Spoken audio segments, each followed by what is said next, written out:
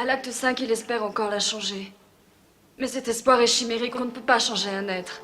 Et on n'a pas le droit d'exiger ce changement. À travers des excuses embarrassées et dans le langage précieux du XVIIe siècle, c'est ce que Célimène veut faire comprendre à Alceste. Ce qu'elle veut lui dire, c'est...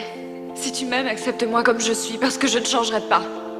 S'ils acceptaient leurs défauts, s'ils parvenaient à sourire de leurs différences, ce serait la victoire de l'amour sur l'amour-propre. Seulement ces sacrifices ne sont dignes que d'un grand amour.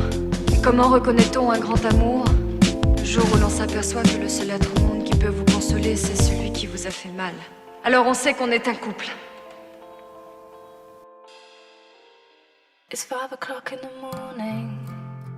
Conversation got boring. You said you'd go into bed soon, so I snuck off to your bedroom. And I thought I'd just wait there until I heard you come up the stairs.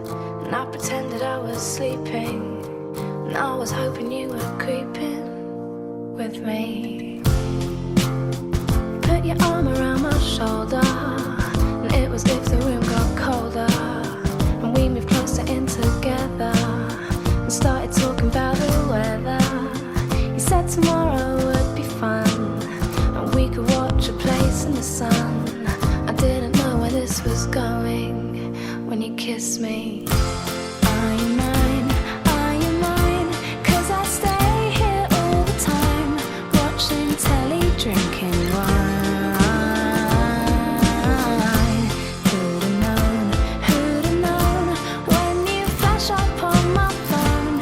I no longer feel alone, no longer feel alone. Je peux continuer? Alceste est intransigeant, égoïste, possessif. Célimène est légère, irresponsable, infidèle. Et s'ils acceptaient leurs défauts, parvenaient à sourire de leurs différences, ce serait la victoire de l'amour sur l'amour-propre. Seulement ces sacrifices ne sont dignes que d'un grand amour. Comment reconnaît-on un grand amour? Le jour où l'on s'aperçoit que le seul être au monde qui peut vous consoler, c'est celui qui vous a fait mal. Alors on sait qu'on est un couple. Le misanthrope, comédie ou tragédie?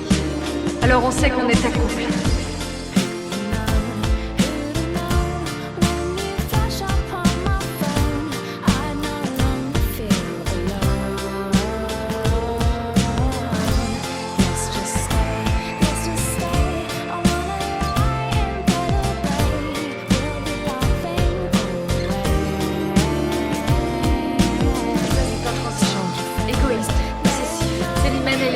Irresponsable, infidèle. S'ils acceptaient leurs défauts, parvenaient à sourire de leurs différences, ce serait la victoire de l'amour sur l'amour-propre. Seulement ces sacrifices ne sont dignes que d'un grand amour. Et comment reconnaît-on un grand amour? Le jour où l'on s'aperçoit que le seul être au monde qui peut vous consoler, c'est celui qui vous a fait mal. Alors on sait qu'on est un couple. Musset disait en sortant d'une représentation, lorsque l'on vient d'en rire, on devrait en pleurer. Et c'est vrai. À l'échec d'un grand amour, c'est terriblement triste. Imaginez les deux héros à jamais rejetés au désert de leur solitude. Oui, c'est à vous, s'il vous plaît, que ce discours s'adresse. Y a-t-il quelqu'un parmi vous qui aime assez l'être qu'il dit aimer pour préférer son bonheur